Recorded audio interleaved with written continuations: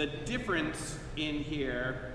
The harlot wears luxurious clothes and jewels, 17:4.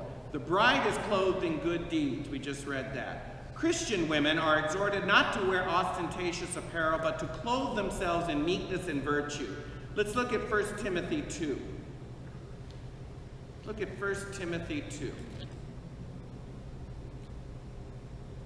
I just love this electronic church.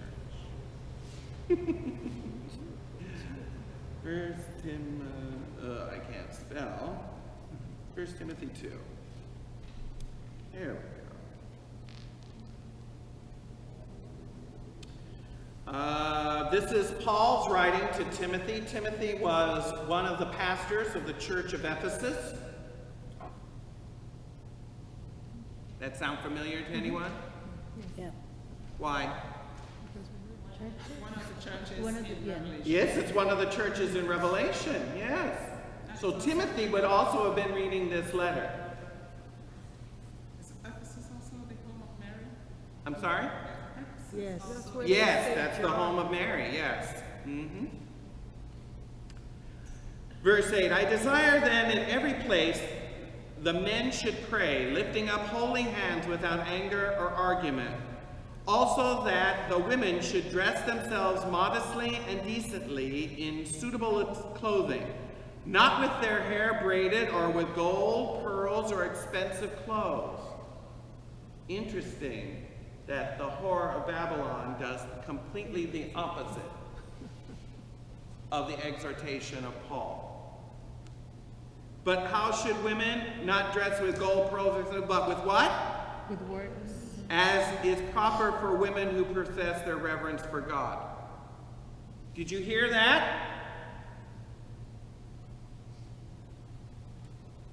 Why do I bring this up? To point out this contrast between who the whore of Babylon is and what the church ought to be.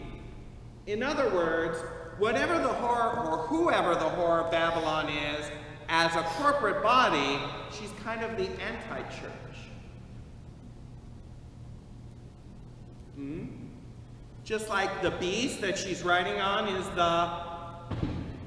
the what? Antichrist. Right? Who's the bride of the Lamb? Who's the groom of the bride? Jesus. Jesus, right? So you see where I'm getting at with this? Okay? Let me draw a picture. Okay? So over here we have the whore of Babylon, right? And over here we have contrasted the church. Okay? The whore is red, scarlet, purple, gold, pearls, gaudy, right? The church, bright, Pure linen. white, good deeds, right? The consort of the whore is who? The Antichrist. The beast, the Antichrist, right?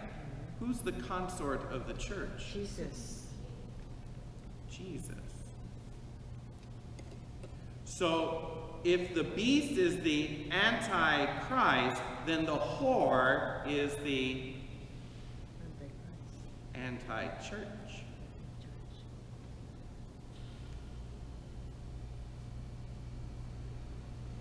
Does that make sense? Yes. You see how that fits together? So we're getting this idea that it's an opposite of. Okay?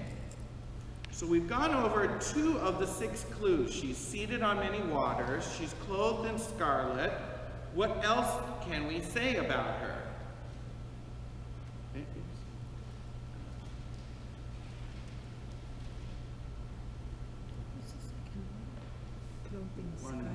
There, back to Revelation 7. Oh, I just love this electronic church. All right, who is this woman? Who is this anti-church? Who is this woman? Okay? Well, she's got gold and jewels, holding a cup full of her fornication. On her head was written a name, Babylon the Great, mother of whores and of earth's abominations. And I saw that the woman was drunk with the blood of the saints and the blood of the witnesses to Jesus. Uh-oh. Let's go back here. So here's this goblet. And what's it full of? Fornications and impurities, and she is drunk on the blood of the saints and of those who are witnesses to Jesus. Did you hear that? So that's another clue. She's Babylon the Great. Now, why Babylon? Does this mean physical, literal Babylon, the province of the Roman Empire? Probably not. Probably not. But if I were a Jew in the 1st century and I said Babylon, what would come to mind? The what? Exile. The exile. The land of the exile that God sent us to. Why? Why were we in exile to Babylon? Because of the sins of the people. And who are the 2 prophets that prophesied during the exile I would be thinking of? Daniel. And Daniel and Ezekiel. Huh. What did Ezekiel have to say about us at that? You see what I'm saying? There's a reason why she's called the whore of Babylon and not the whore of Rome. Because it wouldn't have had the same kind of visceral response in a Jewish Christian mind as would Babylon. So Babylon is a symbolic name. It is a reference to this time in which the Jews were placed in exile because of their sins. They were sent into exile clearly because of their sins of what primarily? Idolatry. They were worshiping other gods and not keeping the covenant. So now here's this woman called Babylon. And she's drunk with the blood of the saints and the impurities of her fornications. And she's riding this beast that represents, like in the prophet Daniel, all of these Gentile kingdoms. In other words, she's whoring herself out to the kings of the earth to become this great, great woman. Right? Yes? And based on what we just went through over here, we realize this is completely the opposite of what God wants from his people. Completely the opposite. Now, what's the bigger, broader kind of moral to the story is that don't put your faith and trust in the political systems of this world. Period. End of discussion.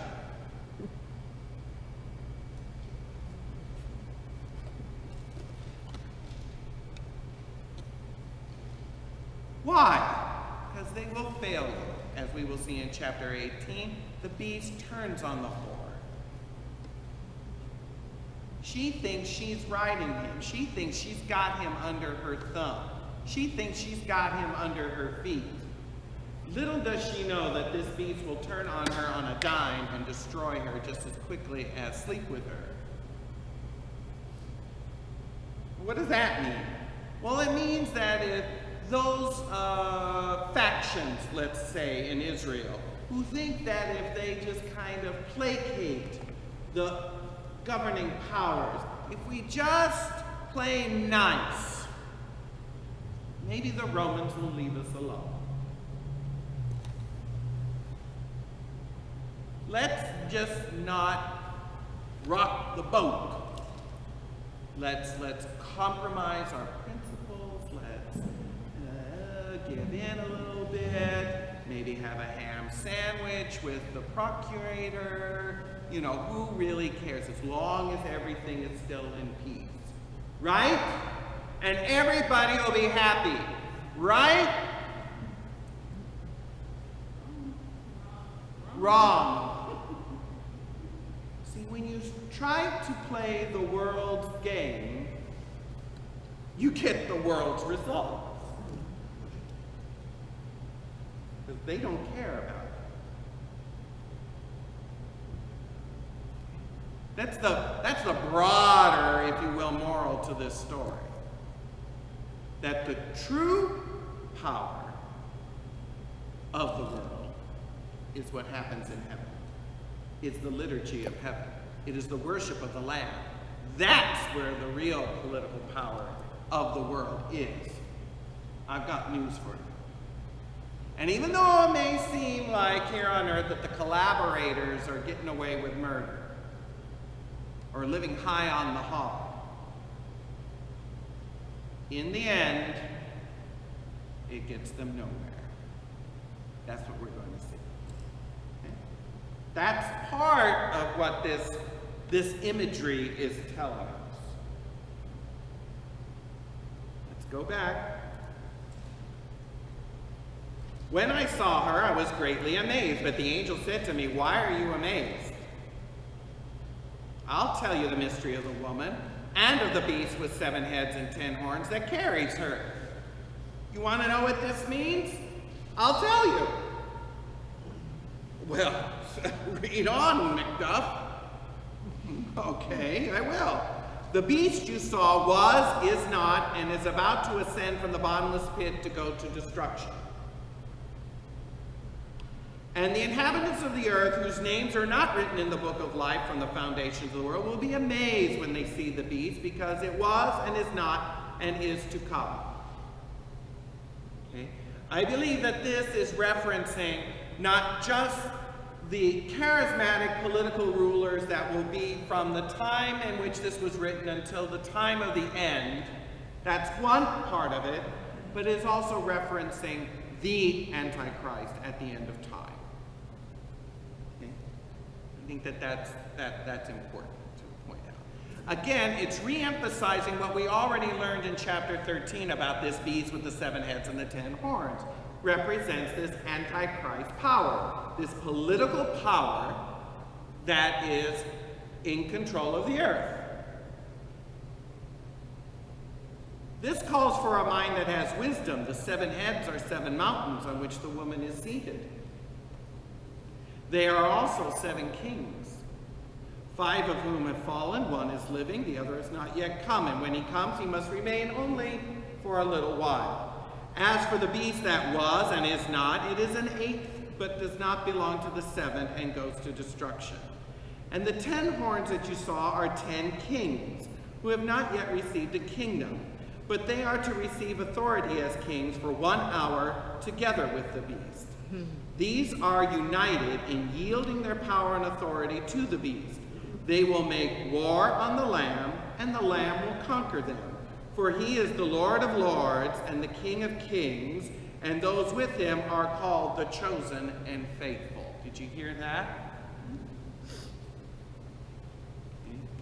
Now, there's a lot in here that needs to be discerned. I want to kind of give you the Reader's Digest of it all, because I think we spent quite a bit of time with the Antichrist several weeks ago.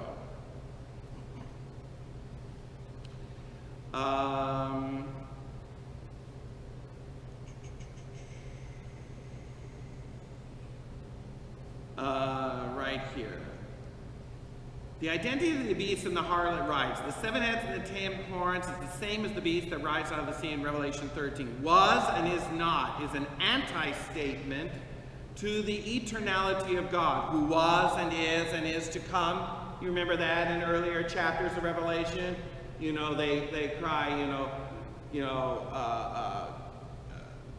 they chant in heaven, who was, who is, and who is to come.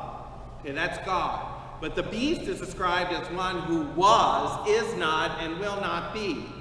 In other words, he has no connection with God. It's an anti-statement. All of this is an anti-statement about God and his church. Everything about the whore and the beast is opposite to what we read about God, the Lamb, and the bride. So it's clear that there is a distinction that's being made. Those who follow the beast and the harlot, and those that follow the Lamb and the bride. Okay? The beast comes from the bottomless pit.